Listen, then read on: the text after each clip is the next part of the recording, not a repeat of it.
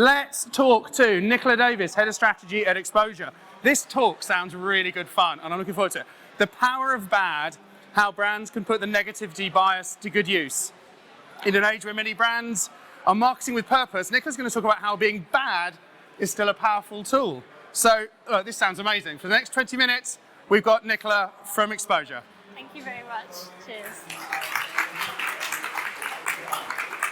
Oh, thank you. Hi everyone. So the theme of this year's MadFest event is where do we go from here? So I thought you're probably all coming to this conference expecting words of optimism and hope for the future, and yet you've all come to a talk that's called The Power of Bad. Interesting. But despite the subject matter, I promise to offer some words of hope and optimism for the future as well. But I am here to talk about the negativity bias. So the truth is, the power of bad is relentlessly stronger than good. And by that I mean that human beings are hardwired to pay more attention to negative news, negative events, and negative emotions. We react to it much more deeply, and we dwell on it much more frequently. And even though we would much prefer to avoid the bad and embrace the good, it's sort of inescapable. And time again, as human beings, we are constantly drawn to the negativity. And this shows up in our everyday lives in lots and lots of ways. So just a few examples to talk through. So firstly, the pain of criticism is much stronger than the pleasure of pain. I'm sure you can all relate to when you get that negative piece of feedback, that kind of overrides all the positive and the praise that you might have received before, and you tend to sort of dwell on it. Equally, a bad reputation is much easier to acquire but tougher to lose. Elon Musk, for example, love him or hate him for all the positive things he might have done for business or society, we do like to dwell on all the weird bad stuff he says and does, such as perpetuating an 80-hour work week. No, thank you. Also, painful experiences are 3 times more memorable than pleasurable ones. So, for example, say your favorite sports team loses, and this won't happen tonight. That impacts us way more than than all the wins and all the great stuff that goes before it, but we'll dwell on the negative. And in the world of publishing, negative news gets more attention than good news. So if you ask somebody, do you prefer good news or do you prefer bad news? Most people will say and think that they prefer good news. But actually, the data says otherwise. So bad news gets more clicks, more opens, more reads, more shares. And that's why they say in the world of publishing, if it bleeds, it leads. So even though brands have ignored the negativity bias, publishers have been using it on us for years to very great success. And in case you're wondering why the negativity bias exists, well, really it comes down to evolution. So the bad stuff sticks as part of our survival instinct to dodge danger. So even though we would prefer the good stuff, it's not necessarily a matter of life and death, whereas the bad is. We actually have to avoid the bad in order to survive, and so therefore we pay more attention to it. And so for every negative event or every negative comment, psychologists say that we need 5 positives just to sort of override that and to break even. So if I get 1 negative comment, I need 5 pieces of praise just to break even. Or in relationships, they call that the 5 fucks for every fight rule, which is the Gottman ratio, and please do with that what you wish. And recently, it can feel like the power of bad is supersized. You know, in 2021, we're living through a global pandemic, a climate emergency, and it's really easy to feel like the power of bad is getting bigger and bigger. And actually, when you look at Hollywood's depiction of the future, back in the 80s, it was spellbinding, it was magnificent, it was innovative. And now Hollywood's vision of the future just looks like this, like dystopia. And so we're primed to expect the bad stuff. But you're probably wondering why I'm talking about the negativity bias today. Well, I think what's really fascinating is that actually brands have sort of long totally ignored its power, even though it's human nature and it's here to stay. And what's interesting is that Hollywood uses it, politicians use it, publishers use it, and yet brands typically ignore it. Unfortunately, the negativity bias isn't going anywhere, it's just a fact of life. So rather than trying to avoid it, I want to talk about how we can actually put the power of bad to good use. So, it's frozen. Oh, it's fine. So I'm going to talk to you about the upside of bad and try and give you 4 positive ways and hopeful ways that you can actually cultivate the cultural power of bad and put it to good use. So the first way is all about being radically honest, and that means even the bad stuff, so even the flaws and all truth. So I mentioned that brands have ignored the negativity bias, and I think a large reason for that is because brands and influencers love to sort of create an overly exaggerated, perfect view of the world, which just isn't true. And actually, younger generations are finally calling bullshit on it. And especially in times of turmoil, like too much positivity is just sort of grating and just really untrustworthy. So actually, people want less perfection and more imperfection and reality. So even though it might seem totally counterintuitive, actually, the flaws and all truth can help to capture attention, build trust, and make brands more sticky. And there's a reason why this is changing and people are desiring the raw and the real. So first, like the decline in trust, so people are less trusting of governments, institutions, and brands. The second is unrealistic beauty ideals that just all make us feel bad about ourselves. And then, of course, the climate emergency. And as Greta would say, we have to be honest, we have to tell the truth. You have to acknowledge the bad in order to move forward. And so for these reasons, people want more reality and less aspiration and more authenticity. Unfortunately, there are a few brands that are starting to embrace this in really interesting ways. So you've probably all seen this before, but when KFC ran out of chicken, which was obviously a huge cock-up, they could have tried to gloss over it or just put out a positive message, but actually they super fessed up, and by putting out a message like this, actually felt more credible and more likable and really acknowledged the bad as well as the good. This example from Burger King, so to communicate that their burgers are always flame grilled, they showed real images of their restaurants on fire as a way to sort of get that message across. And what's really interesting about this example is that negative visuals literally stimulate the brain more. Like, we're going to pay more attention to it, and we're definitely going to remember it. Like, it's very difficult to forget a Burger King ad where the restaurant is physically on fire.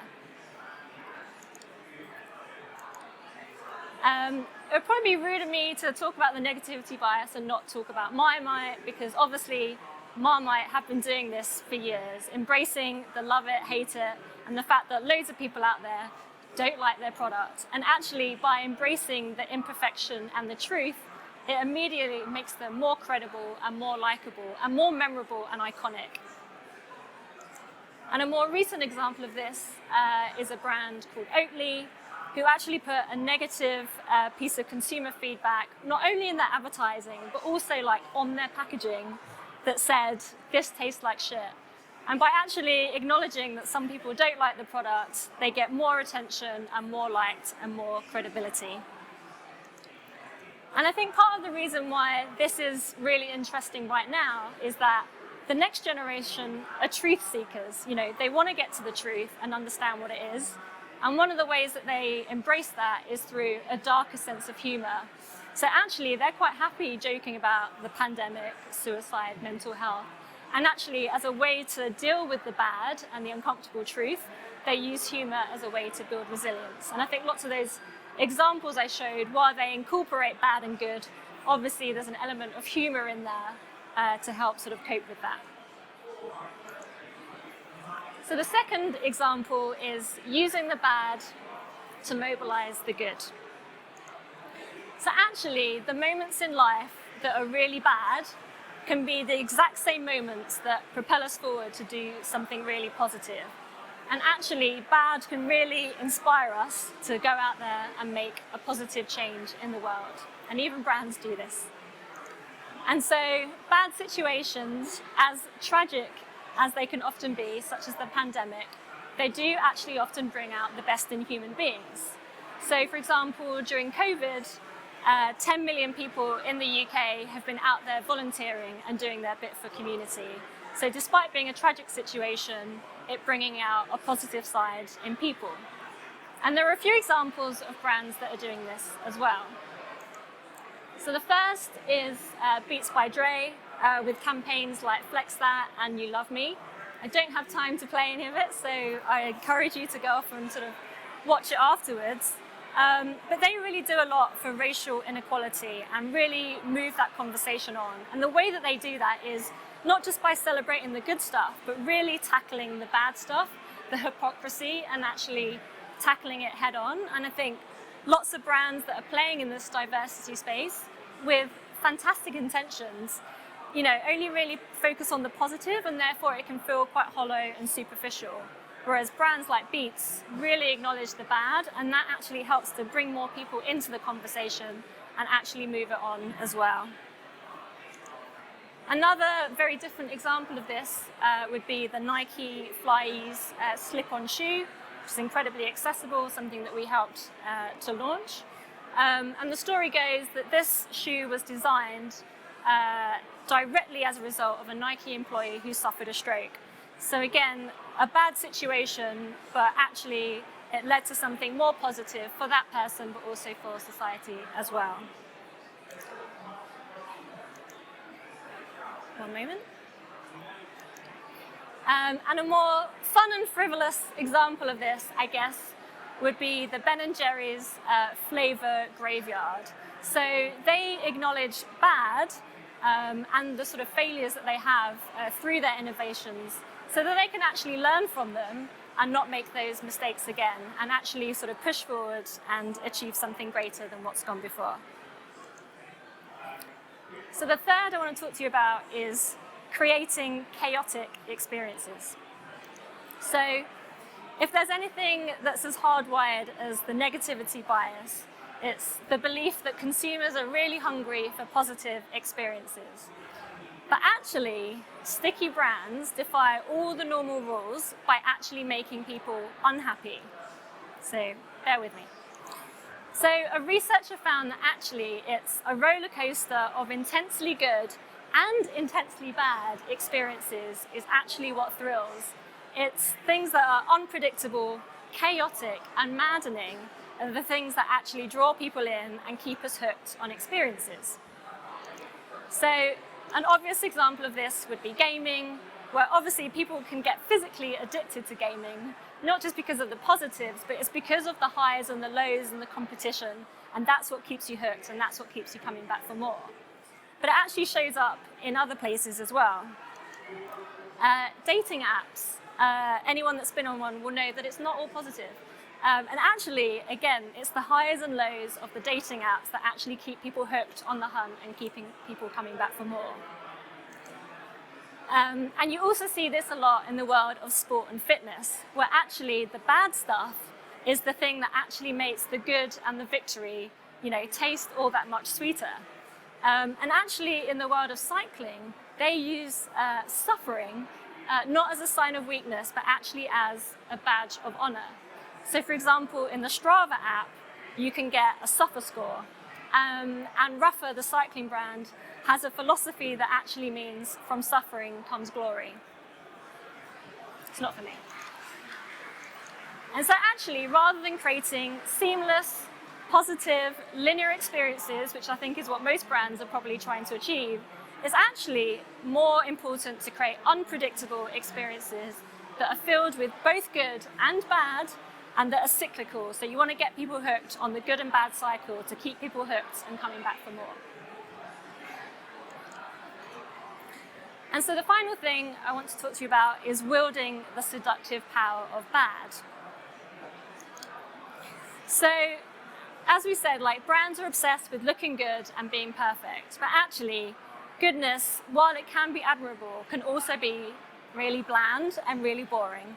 And actually, popular culture tells us time and time again that it's the baddies that we find really sexy. And that's why they say, you know, a Bond movie is only ever as good as its villain.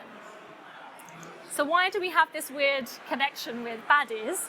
Well, psychologists would say that actually, because baddies get to live freely and ignore all the rules and do whatever the fuck they want, they actually live the life that we repress. So again, here are a few examples of brands wielding the seductive power of bad, but there's definitely not enough examples of this. So here's one from Rebel Kitchen, a seemingly innocent example of an ad on the left talking about a dairy alternative, and they've faded a few letters, and that kind of shifts to an ad that tells Trump to F off. Something I think we would, you know, we all want to say, and probably not a lot of us have any trouble repressing. But that rebel attitude does a lot to actually talk about the product superiority as well as their point of view on the world and culture. A more iconic example of this would be Dr. Martens, who we worked with for decades. And actually, you know, part of the love of the brand comes from the fact that they are all about rebellious self-expression. And that is why they're worn by badly behaved icons, and that is why they are adopted by subcultures generation after generation after generation. We are drawn to the rebellious nature, and actually, we really need this punk attitude more than ever.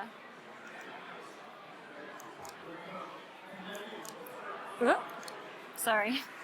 And even virtuous brands like Patagonia, even they can wield the seductive power of bad. So last year, in their clothing labels, they actually had a message that said, vote the arseholes out. So I would argue ultimately that is for good, but using the irresistible nature of bad as a way to start a conversation and to get their point across. So there we have it, the power of bad. So hopefully it hasn't all been doom and gloom, and I've managed to show you 4 tangible ways in which you can sort of take this thought away and think about it more and actually put that bad to good use. So, thank you. Oh yeah, brilliant. Hi. Got time for a couple of questions? Yeah. That was excellent, wasn't it? All the worth of having a real life person doing it. I love that talk. That was one of my favourite ones I've seen today. What I wanted to ask is, do you think that, we heard a lot this morning about purpose-driven stuff. Do you think that a lot of what you've been talking about is as a result of maybe too much purpose-driven, nice marketing? I think that's a very good question, and I think the reason why a lot of purpose marketing feels empty is because, as I say, they just sort of focus on the good stuff and the stuff that's really agreeable, whereas actually, if you genuinely want to have a benefit on society, I think you have to acknowledge the bad and, like, what's the enemy or what's the tension and what's the thing that you're actually pushing against. And so I think you can do purposeful advertising or purposeful acts like Beats where you do something good, but you have to acknowledge the bad side, otherwise you're just kind of preaching to the converted, and therefore it's not really going to move culture on that much. That would be my perspective. Another thing that struck me was that there is a very fine line when you're looking at not taking advantage, but reacting to a potentially tragic event to then be seen, then to market off the back of that. Do you run a lot of risk of actually being seen to be piggybacking off the back of a tragedy or a... I would say, I mean, the example like KFC, like the tragedy was their own business and running out. I was thinking more pandemic than running out of chicken. Okay, yeah. But I think, I mean, I don't think people react badly to, people don't react well when people take advantage of those kinds of situations. But I think, as I say, I think people can call out marketing now. Like, they know when a brand is being sincere and honest and they genuinely want to make a difference and help, versus the brands that see it as an opportunistic moment to put something out there to benefit themselves.